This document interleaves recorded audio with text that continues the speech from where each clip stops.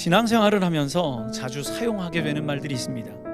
구원, 믿음, 거룩, 사랑, 성령 충만, 이런 것들입니다. 자주 사용한다라는 것은 그만큼 신앙생활의 기초가 된다는 것입니다. 기초가 된다라는 것은 그만큼 중요하다는 의미가 되기도 하지요.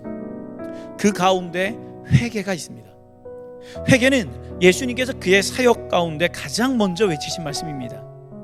예수님의 사역은 회개하라 천국이 가까이 왔느니라는 선포로 시작합니다. 그러나 많은 그리스도인들이 회개가 무엇인지, 어떻게 회개해야 하는지, 왜 회개해야 하는지도 모르면서 회개합니다. 어떤 분들은 회개라는 말을 들으면 불편해합니다. 왜 그렇습니까?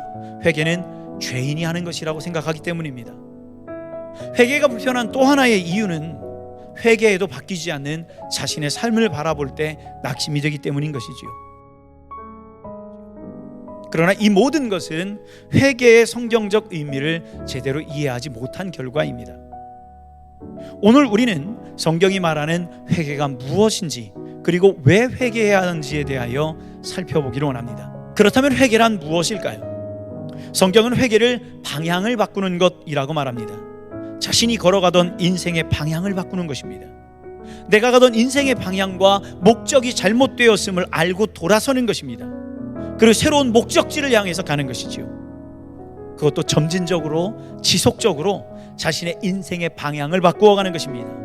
점진성과 지속성, 이것이 성경이 말하고 있는 회개의 중요한 특징입니다. 그렇다면 우리는 왜 회개해야 합니까? 많은 사람들이 죄를 지었기 때문에 회개해야 한다라고 생각합니다. 그러나 생각해 보십시오. 세상의 모든 사람들은 다 죄를 짓습니다. 그러기에 그리스도인이 단지 죄를 지었기 때문에 회개해야 한다라고 하는 것은 무엇인가 충분하지 않습니다. 그렇다면 우리가 왜 회개해야 합니까? 성경은 이렇게 말합니다. 하나님 나라가 가까이 왔기 때문이라고요. 회개하라, 천국이 가까이 왔느니라. 우리가 회개해야 될 이유가 무엇입니까? 천국, 즉 하나님 나라가 가까이 왔기 때문입니다. 저는 조금 전 회개를 방향을 바꾸는 것이라고 했습니다.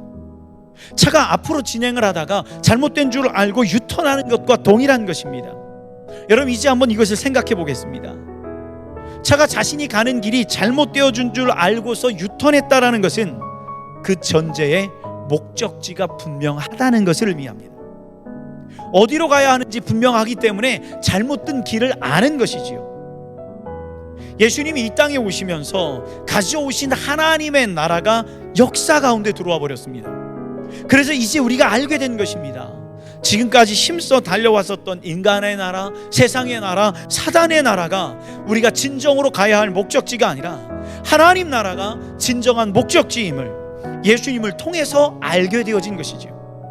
그러니 그 나라의 통치 가운데 거하기 위해 하나님 나라의 삶의 방식을 내 삶에 익히는 것이 회개입니다. 사랑하는 여러분, 성경이 말하는 회개가 무엇입니까? 우리가 왜 회개해야 합니까? 하나님 나라가 가까이 왔기 때문입니다. 하나님 나라의 삶의 방식이 아니면 하나님 나라 백성이 될 수 없기에 우리는 하나님 나라의 삶의 방식을 익히는 회개를 살아내야 합니다. 오늘도 하나님 나라의 삶을 익히는 회개의 하루가 되기를 우리 주님의 이름으로 축복합니다.